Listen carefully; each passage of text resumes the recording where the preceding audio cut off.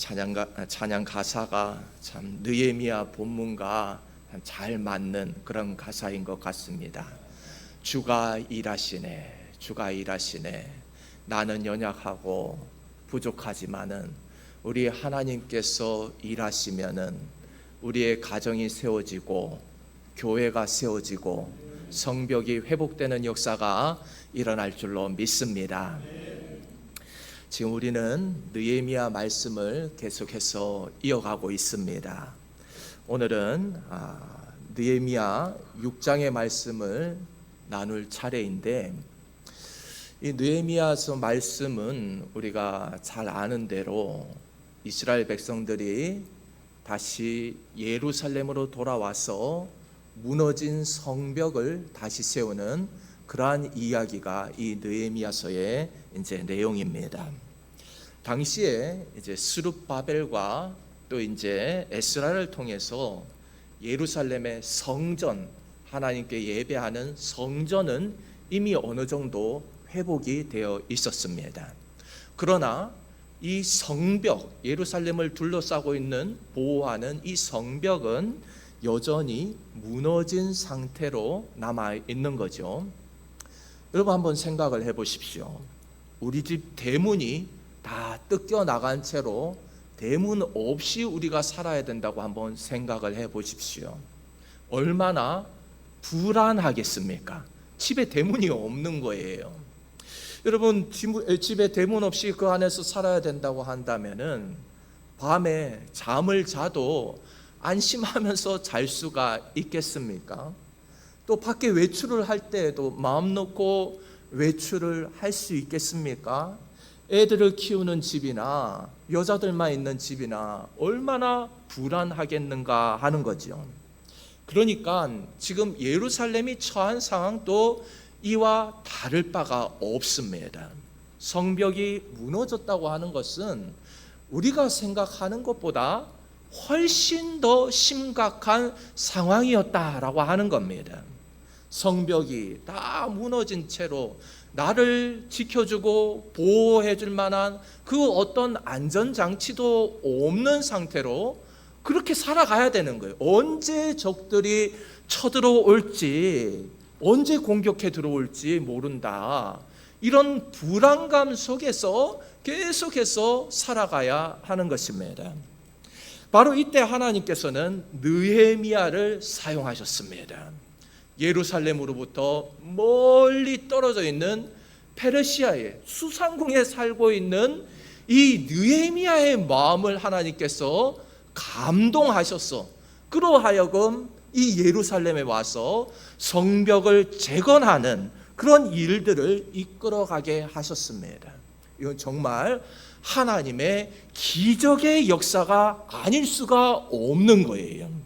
여러분, 하지만 문제는 뭐냐 하면은 하나님의 역사가 진행될 때마다 하나님의 일을 하려고 하면은 언제든지 그곳에는 방해 세력이 따라온다라고 하는 것입니다.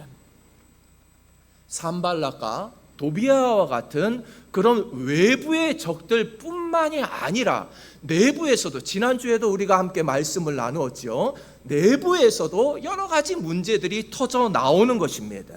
계속되는 방해와 음모가 계속해서 있는 거예요. 여러분, 이처럼 하나님의 일을 해 나갈 때에 방해가 있고 여러 가지 공격이 있고, 여러분 이거는요 뭔가 특별한 일이 절대로 아닙니다. 원래 그런 것입니다. 하나님의 일을 하면요 언제나 방해 세력이 등장하는 거예요. 여러분, 이걸 절대로 이상하게 생각해서는 안 되는 거예요. 하나님의 일을 하다가도 어려운 일이 찾아오면은 하나님이 막으시나 보다, 이런 사람들이 있어요. 아닙니다. 하나님의 일을 할 때 가장 싫어하는 존재가 누구냐? 사탄 마귀인 거예요. 사탄 마귀가 방해를 하고 있는 것입니다. 저도 교회 일들을 하다 보니까 그걸 절실하게 느끼고 있습니다. 왜냐? 주의 일을 하면은 사탄 마귀가 절대로 가만히 있지 않기 때문입니다. 지금 예루살렘 성벽이 다시 세워지고 예루살렘이 부흥을 하고 이걸 누가 가장 싫어하느냐? 사탄 마귀입니다. 사탄 마귀예요. 여러분, 도비아와 산발랏이 느헤미야를 계속해서 방해를 하죠. 그러면 이 도비아와 산발랏은 자기가 자기의 뜻대로 그렇게 하고 있는 것인가? 아닙니다. 이 도비아와 산발랏의 뒤에 그 배후에 누가 있느냐? 바로 사탄 마귀인 것입니다. 여러분, 느헤미야는 이 사실을 너무나도 잘 알고 있었습니다. 이것은 단순하게 돌만 나르고 돌만 쌓는 일이 아니라 이것은 영적 전쟁이구나. 여러분, 이것을 우리는 알아야 되는 것입니다.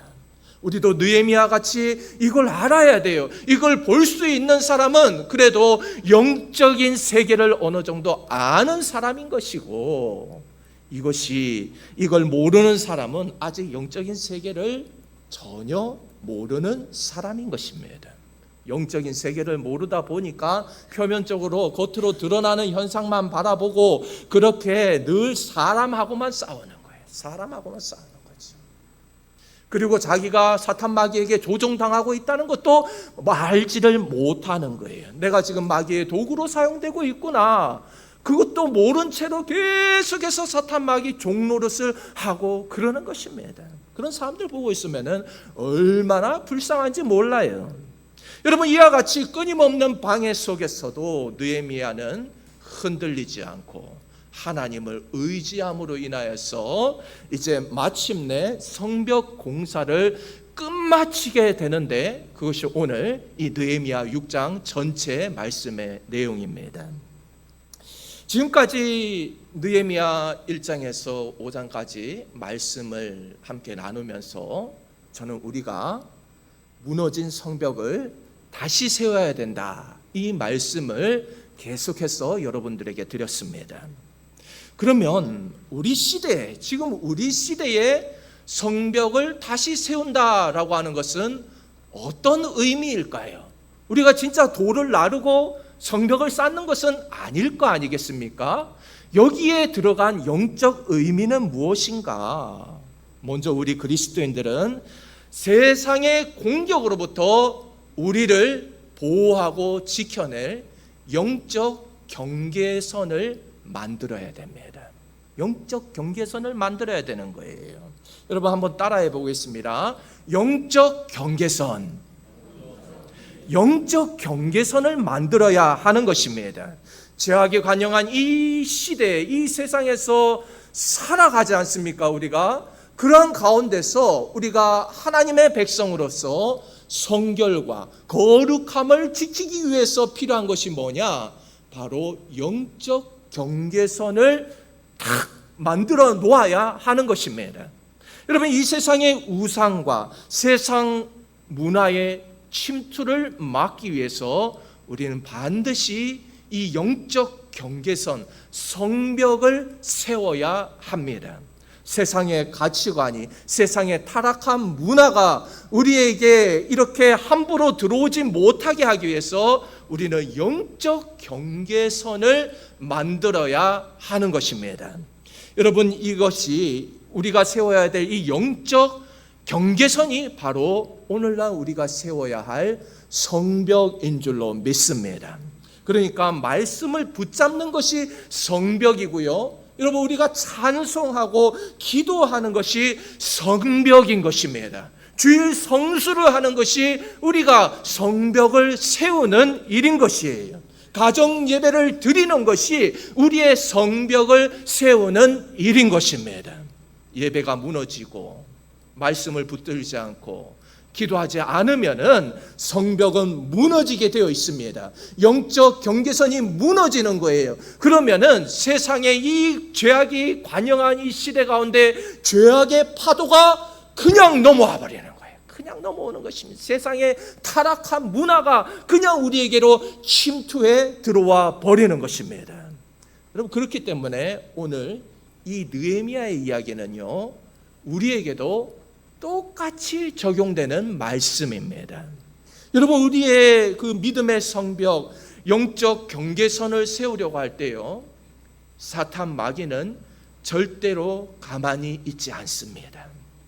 느헤미야서의 말씀처럼 사탄은 절대로 가만히 있지 않는 거예요. 가정에서 예배를 드리려고 하면요, 갑자기 바쁜 일들이 생겨납니다. 또 예배를 드리려고 하면은요, 갑자기 가정의 분위기가 안 좋아져요. 싸움이 일어납니다. 다툼이 일어나기도 합니다. 가정 안에서 절대로 찬양의 소리가 들려지지 않도록 사탄 마귀가 역사를 하는 거예요. 여러분, 예배를 한번 드리려고 해보십시오. 반드시 사탄의 공격이 따라오게 되어 있습니다. 신앙의 원칙을 지키면서 살려고 하면요, 사람들은 우리를 이상하게 바라봅니다. 정직하게 살려고 하면요, 오히려 바보 같다는 소리를 들을 수 있습니다. 바로 이것이 오늘 느헤미야가 직면한 상황과 같습니다. 여러분, 산발락과 도비야, 게셈 같은 이런 사람들은요, 우리 주위에도 역시나 있다라고 하는 겁니다. 직장에도 산발락 같은 사람이 있고, 가장 친한 친구, 가장 가까운 사람이 도비야일 수가 있습니다. 가정 안에도 있고요, 또 믿음의 공동체 안에도 있을 수가 있습니다. 우리의 믿음을 무너뜨리려고 하는 수많은 유혹과 압력들, 그러한 모든 것이 산발락과 도비야인 것입니다. 오늘 말씀을 읽다 보면 가장 인상 깊은 장면이 무엇인가 하면은 바로 산발락과 게셈이 느헤미야를 초청하고 있는 장면입니다. 여러분, 2절 말씀 우리가 한번 볼까요? 2절입니다. 우리 함께 읽겠습니다. 시작. 산발락과 게셈이 내게 사람을 보내어 이르기를 오라, 우리가 오노 평지 한 촌에서 서로 만나자 하니 실상은 나를 해하고자 함이었더라. 여러분 보십시오. 이 산발락과 게셈이요, 이 느헤미야를 오노 평지로 내려오라고 했습니다. 오노 평지로 내려와서 우리 함께 만나서 이야기하자, 우리 함께 의논하자. 여러분, 그런데 사실은 이것이 느헤미야를 해치기 위한 그러한 계략이었다라고 하는 것입니다. 느헤미야는 이에 대해서 단호하게 거절합니다. 안 내려가겠다. 나는 내려가지 않겠다. 그러면서 이렇게 말합니다. 내가 지금 큰 일을 하고 있으니, 큰 역사를 하고 있으니 내가 어떻게 내려가겠느냐? 나는 내려가지 않겠다. 여러분, 여기서 내려가지 않겠다라고 하는 말이 너무나도 중요한 말입니다. 나는 내려가지 않겠다. 오노 평지로 내려가지 않겠다. 여러분, 오늘 우리에게도 오노 평지로 내려오라고 하는 동일한 시험과 유혹이 우리에게도 있습니다. 내려오라. 우리 같이 이야기하자. 함께 타협하자. 우리로 하여금 동일한 시험과 그런 유혹들이 있는 것입니다. 여러분, 그러면 오늘 우리에게 있어서 오노 평지는 어디입니까? 주일 성수를 할 때에 우리 이런 생각이 듭니다. 예전에는 주일 성수하는 게 당연한 일이었어요. 그런데 지금은 어떻습니까? 남들 보면 다 뭐 인터넷으로 예배드리고 하던데 꼭 뭐 주일에 예배 나가야 돼? 뭐 하루쯤 빠진다고 무슨 일이 생기겠어? 그런 생각들이 우리를 예배의 자리에서 끌어내리는 것입니다. 내려오라, 끌어내리는 것이, 예배의 자리에서 끌어내리는 것입니다. 오노 평지로 끌어내리는 것이에요. 또 직장에서, 사업장에서, 여러 장소에서, 학교에서 이 정도는 남들도 다 하는 거 아니냐고, 너만 유별나게 그렇게 산다고, 정직함을 지킨다고 누가 알아주기나 하냐 하면서 우리의 기준을요, 그리스도인의 기준을, 세상의 기준을 확 끌어내리는 것입니다. 너도 내려와라, 내려오라는 거예요. 우리 그리스도인의 기준을 확 끌어내리는 거예요. 세상 기준으로 너희들도 살아가라. 여러분, 우리의 기준은 무엇입니까? 하나님의 말씀이 우리의 기준인 줄로 믿습니다. 세상 사람들도 다 그렇게 살아가는데 우리라고 왜 그렇게 안 살아가냐? 우리만 손해보는데, 이런 식으로 우리의 기준을 확 끌어내리는 것이에요. 지금 가정 예배도 마찬가지입니다. 바쁘고 피곤한데 주일날 한번 가서 예배 드리면 되지, 그러면서 가정에서 기도와 말씀을 포기하게 만들어버리는 거예요. 우리로 하여금 신앙의 자리에서 확 내려오도록 끌어내리는 것입니다. 온오평지로 내려와라. 여러분, 이에 대해서 느헤미야는 뭐라고 대답하고 있습니까? 나는 지금 큰 역사를 하고 있으니 못 내려간다. 나는 내려가지 않겠다. 여러분, 큰 역사, 큰 일이 여기서 무엇입니까? 바로 성벽을 다시 세우는 일입니다. 느헤미야에게 있어서 지금 성벽을 세우는 일보다 중요한 일은 없는 거예요. 왜냐? 이것은 하나님의 일이기 때문입니다. 남들이 볼 때는요, 세상 사람들이 볼 때는 한없이 초라한 일로 보일 수가 있습니다. 다 무너진 성벽, 그거 다시 세우는 거요, 한없이 초라한 일들로 보일 수 있습니다. 여러분, 그러나 느헤미야에게는요, 이 일보다 더 중요한 일이 없는 거예요. 왜냐? 하나님의 일이기 때문에 그렇습니다. 여러분, 세상이 볼 때는요, 하나님께 올려드리는 우리의 예배와 우리의 기도와 우리의 찬송과 우리의 섬김이 초라해 보일 수 있습니다. 저것들이 주말마다 모여서 뭘 하고 있느냐? 저런다고 뭐 달라질 게 있어? 저런다고 복을 받아? 지금 이 과학이 이렇게 발전한 시대에도 신이 있다고 믿는 거야? 세상 사람들은 그렇게 바라볼 수가 있다는 거예요.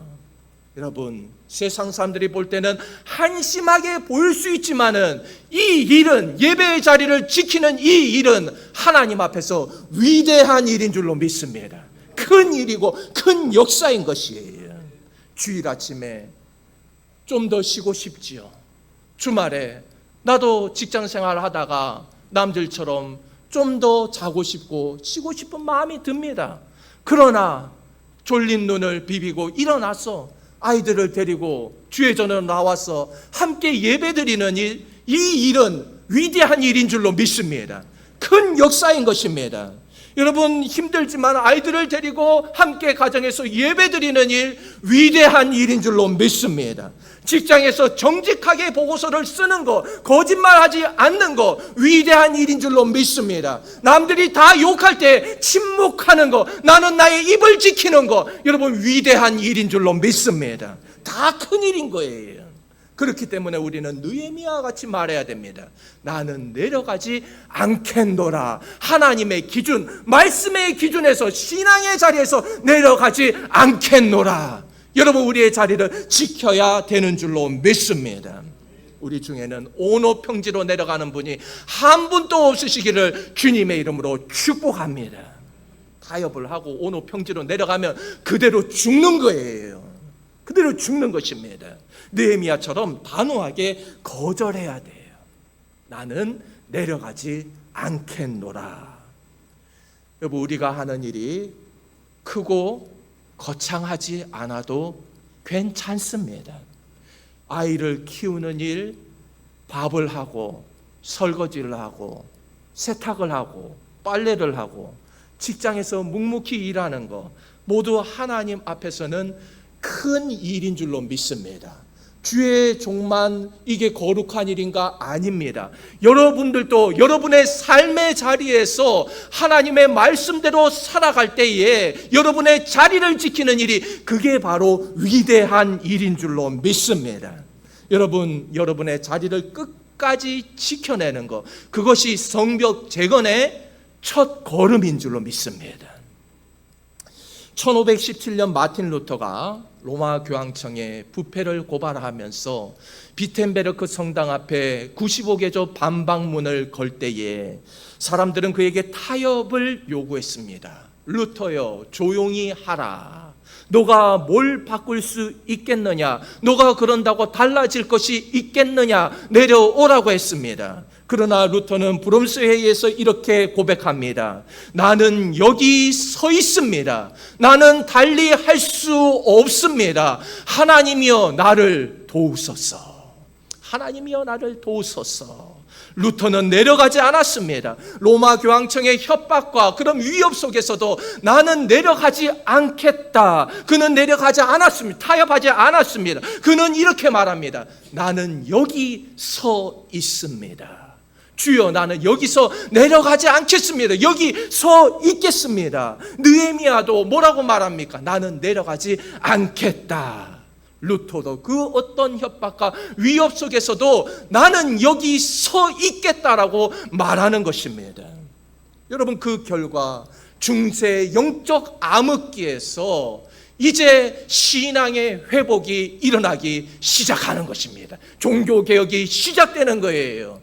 유럽이 살아나기 시작하는 것입니다. 전 세계가 변화하기 시작하는 것이에요. 여러분, 우리가 하는 믿음의 결단도 마찬가지입니다. 가정에서, 교회에서, 일터에서 타협하지 않을 때에, 우리가 작은 결단을 올려드릴 때에 그곳에서 놀라운 하나님의 기적의 역사가 일어나게 될 줄로 믿습니다. 우리는 어떻게 고백해야 됩니까? 루터와 같이 하나님, 나는 여기 서 있습니다. 느헤미야와 같이 나는 내려가지 않겠노라, 이 자리를 지키겠노라고 우리는 고백해야 될 줄로 믿습니다. 여러분, 느헤미야 6장에서 이제 두 번째로 나타나는 공격은 무엇인가 하면은 바로 거짓 소문이었습니다. 거짓 소문. 처음에 느헤미야를 오노 평지로 내려오라, 계속해서 그렇게 하지만은 통하지를 않으니까는 이제는 어떻게 하는가? 산발랏은 이제 느헤미야에게 편지를 보냅니다. 편지를 보냈어요. 그 내용은 이렇습니다. 온 나라 사람들이 말하기를 너가 유다 백성들과 함께 성벽을 쌓으면서 너가 왕이 되려고 하는도다. 또 지금 왕이 되려고 그 일을 하는 거지. 왕에게 반역하기 위해서 너가 왕이 되려고 그 일을 하는 거야. 여러분, 이게 사실일까요? 전혀 근거가 없는 모함입니다. 그런데 문제는 뭐냐? 이러한 거짓 소문들이 사람들의 마음을 흔든다는 데 있는 거예요. 사람들의 마음을 흔들어 놓는 거예요. 느헤미야를 따르던 백성들조차도 느헤미야가 딴 생각이 있었어? 그래서 느헤미야가 왕이 되려고 지금 이렇게 일을 하는 거였어? 이런 의심을 가질 수가 있는 것입니다. 아니 땐 굴뚝에 연기 나겠냐 이러면서 거짓 선동에 넘어가 버리는 거예요. 여러분, 우리는 사탄의 본질을 알아야 됩니다. 사탄의 본질을 알아야 돼요. 사탄은 거짓의 아비입니다. 거짓의 아비예요. 거짓말쟁이입니다. 요한복음 8장을 보면 예수님께서 이 사탄에 대해서 뭐라고 말씀하시는가 하면은요, 그는 거짓말쟁이요, 거짓의 아비다. 거짓의 아비라는 거예요. 사탄은 사실이 아닌 것을 사실처럼 꾸미고 포장하는 데 선수입니다. 그리고 사실을 왜곡시키는 데 선수인 거예요. 그래서 우리를 무너뜨리려고 하는 거예요. 저도 목회를 하다가 그런 일들을 당해봤습니다. 오늘 느헤미야를 대적하는 자들이 거짓 소문으로 사람들을 선동해서 느헤미야를 끌어내리려고 했듯이 저도 그런 일들 당해봤어요. 목회를 하다 보면요, 별별 일들을 다 당합니다. 사실이 아닌 거짓으로 거짓 소문을 퍼뜨리고 너 한번 죽어봐라 이렇게 사람을 매장시키고 죽이려고 하고, 여러분, 교회라고 해서 다들 거룩하고 다들 정직하고 절대로 그렇지가 않습니다. 그런 일 저도 당해봤어요. 한두 번 있는 일이 아닙니다.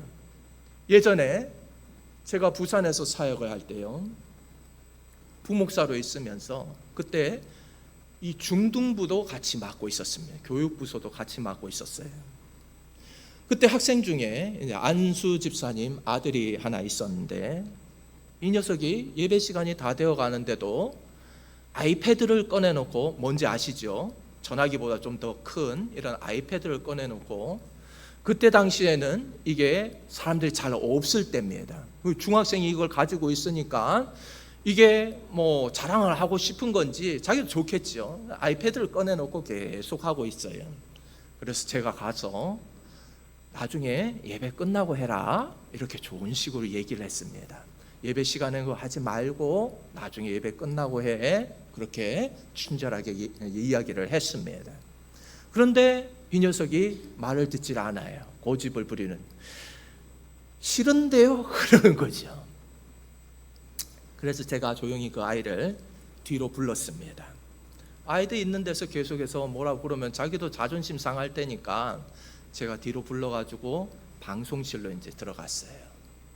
그래가지고 제가 예배 시간에 그거 하고 있으면 되겠냐, 예배 방해가 되기도 하고 예배를 온전히 드릴 수 없으니까 나중에 예배 끝나고 하는 게 좋겠다. 근데 이게 문제가 됐습니다. 이게 문제가 됐어요. 이 아이가 집에 가서 자기 부모에게 거짓말을 했는지 아니면 부모가 거짓말을 만들어낸 건지 저는 아직 잘 모르겠습니다. 둘 중에 뭐가 맞는지. 그런데 이 아버지가 저에 대해서 소문을 퍼뜨리고 다니는 거예요. 뭐라고 소문을 퍼뜨리고 다니는가 하면은 목사가 애를 때렸다. 목사가 애를 때렸다. 그러고는 거짓 소문을 온 교회가 퍼뜨리고 다니는 거예요.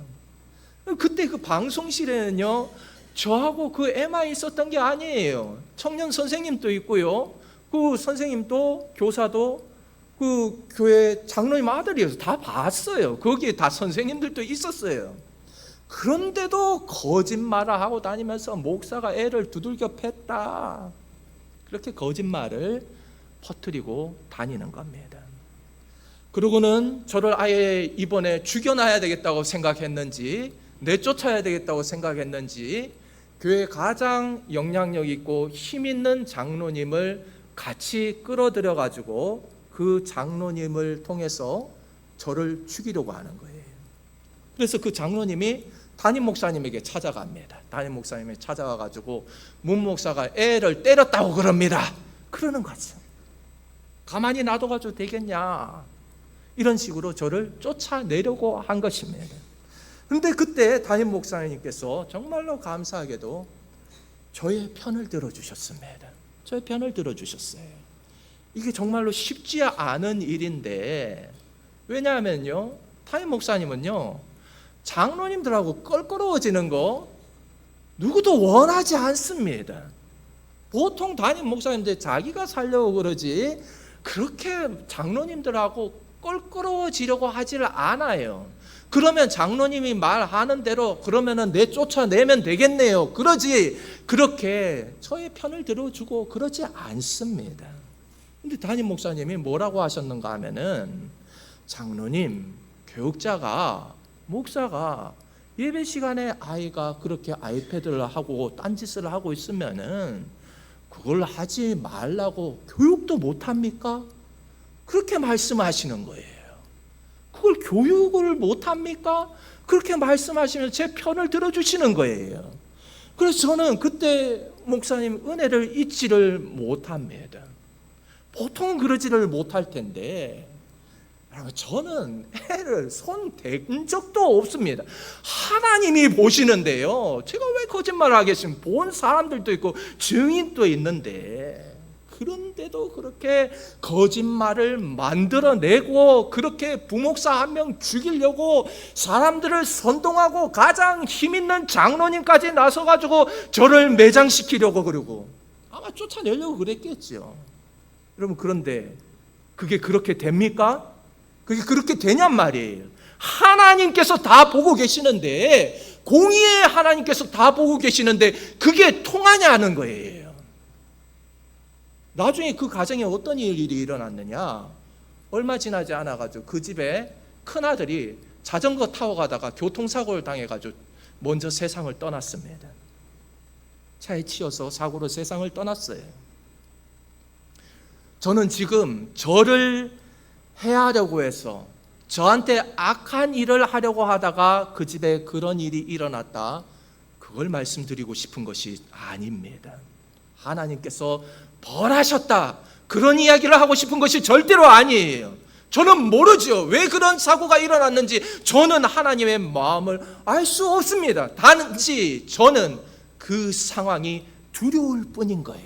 그 상황이 두려운 것입니다.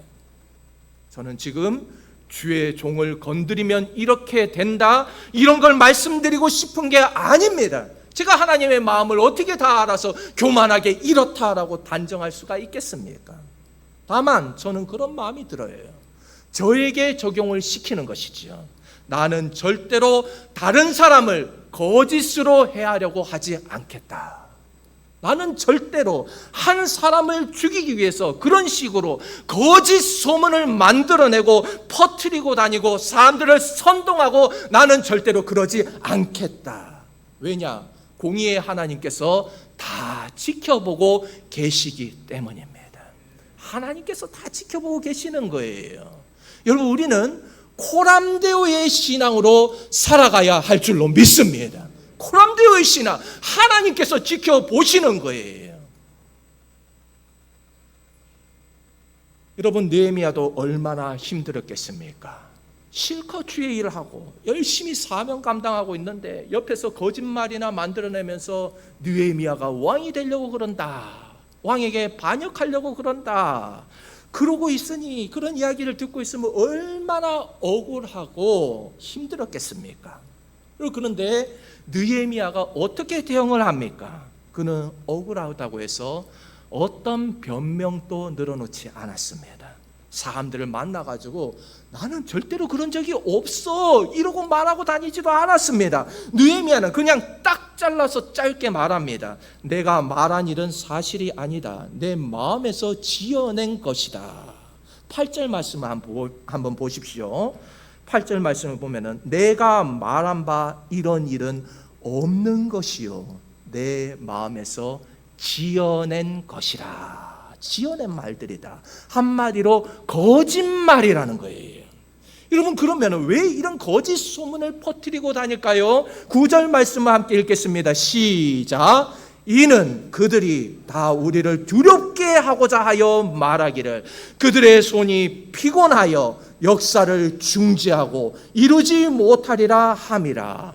이제 내 손을 힘있게 하옵소서 하였노라. 아멘. 여러분, 왜 이런 거짓 소문을 퍼뜨리고 다닌다고요? 두렵게 만들고 피곤하게 만들고 힘들게 스트레스 받게 만들어서 사명을 감당하지 못하게 만들어서 성벽 만드는 일을 중단시키기 위해서 이런 거짓말을 하고 다니는 것입니다. 지쳐서 나가 떨어지게 만들려고 하는 거예요. 그러자 느헤미야는 곧바로 하나님께 기도합니다. 하나님이여, 이제 내 손을 힘있게 하옵소서. 힘있게 하옵소서. 오늘 설교 제목입니다. 하나님, 이제 내 손을 힘있게 하옵소서. 믿음의 사람도 힘이 빠지는 거예요. 의욕이 빠지는 겁니다. 그러나 뭐라고 기도합니까? 9절 끝에를 보십시오. 이제 내 손을 힘있게 하옵소서. 여러분, 이것이 우리의 고백과 우리의 기도가 되어야 할 줄로 믿습니다. 저는 오늘 이 느헤미야의 기도가 저에게도 얼마나 큰 위로가 되고 은혜가 되었는지 모릅니다. 하나님이여, 이제 내 손을 힘있게 하옵소서. 주님여, 이 손을 꼭 잡고 가소서. 약하고 피곤한 이 몸을 폭풍의 흑암속 해치사 빛으로 손잡고 날 인도하소서.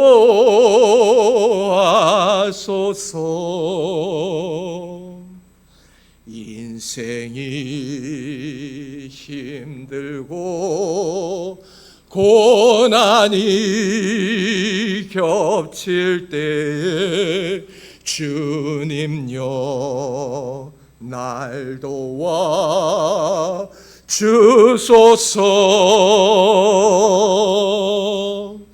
외치는 이 소리 귀 기울이시사 손잡고 날 인도하소서.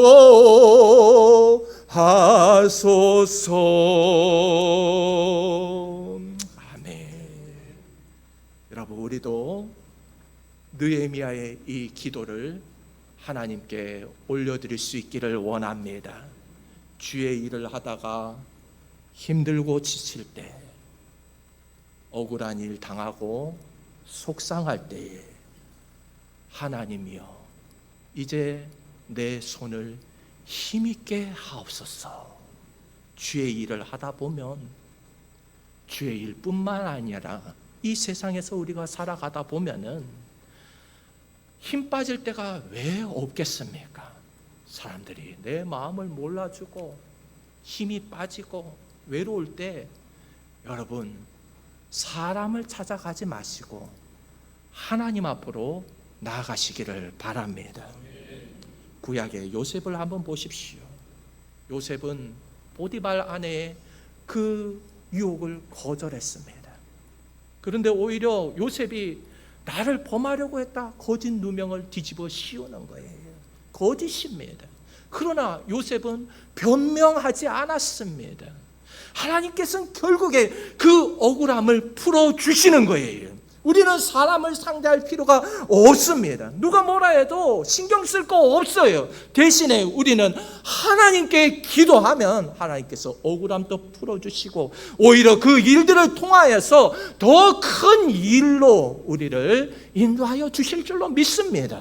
하나님은 합력하여 선을 이루시는 분이세요. 그렇게 죽도록 내버려 두지 않으시는 겁니다. 여러분, 이렇게 수많은 방해와 유혹이 있었지만 결국에는 어떤 일이 일어납니까? 6장 15절 16절 말씀을 우리가 함께 읽겠습니다. 6장 15절 16절입니다. 시작. 성벽 역사가 52일 만인 엘루럴 25일에 끝남에 우리의 모든 대적과 주위에 있는 이방 족속들이 이를 듣고 다 두려워하여 크게 낙담하였으니 그들이 우리 하나님께서 이 역사를 이루신 것을 알미니라. 아멘. 여러분, 놀라운 기적의 역사가 일어났습니다. 그동안 그렇게 오랫동안 방치되어 있었던 이 성벽, 무너져 있던 성벽이 불과 52일 만에 완성되었다라고 하는 것입니다. 52일 만에. 이것은 하나님의 기적의 역사인 줄로 믿습니다. 하나님께서 하셨음을 이방 민족들도 대적들도 다 알게 되었다라고 성경은 말하고 있습니다. 여러분, 이게 바로 핵심입니다. 모든 대적들도 하나님이 하셨구나, 하나님이 느헤미야와 함께 하시는구나, 대적들이 깨달았다라고 하는 것입니다. 여러분, 우리가 신앙생활하는 목적이 바로 이겁니다. 내가 잘했다고 자랑하는 것이 아니라 모든 것 하나님께서 하셨습니다. 우리의 삶을 통해서 하나님께 영광을 올려드린 것이 이게 우리의 목적인 줄로 믿습니다. 하나님께서 이 사람과 함께하고 계시는구나, 하나님께서 목사님과 함께하고 계시는구나, 하나님께서 장로님과 함께하고 계시는구나, 하나님께서 권사님과 함께하고 계시는구나. 여러분, 이것을 세상에 보여주는 것이 우리의 사명인 줄로 믿습니다. 저분을 보니까 하나님께서 함께하고 계셔. 여러분, 우리도 끝까지 성벽을 세워 나갈 수 있기를 원합니다. 우리 각자에게도 하나님께서 우리가 세우길 원하는 성벽이 있는 거예요. 사탄은 그럼에도 우리를 계속해서 방해하고 영적으로 공격해 올 것입니다. 우리를 흔들어 놓으려고 할 것이에요. 하지만 끝까지 믿음을 지키고 하나님 의지하고 나아가면은 성벽은 완성될 줄로 믿습니다. 마침내 완성되는 거예요.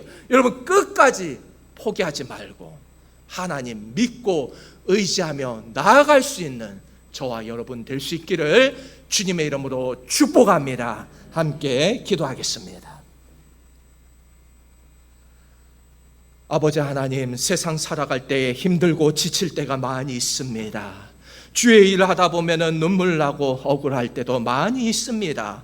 세상 사람들은 내 마음을 몰라줄 때도 많습니다. 외롭고 지치고 힘들 때도 많습니다. 그러나 하나님 아버지, 우리 하나님 바라보며 의지하며 주님께 나아갈 때에 하나님 우리를 위로하여 주시고 격려하시고 하나님 우리에게 세임 주실 줄로 믿습니다. 성령의 능력을 부어주실 줄로 믿습니다. 그 하나님 의지하여서 승리하며 마침내 성벽을 완성할 수 있는 저희들 되게 하여 주시옵소서. 감사드리며 예수 그리스도의 이름으로 기도드리옵나이다. 아멘.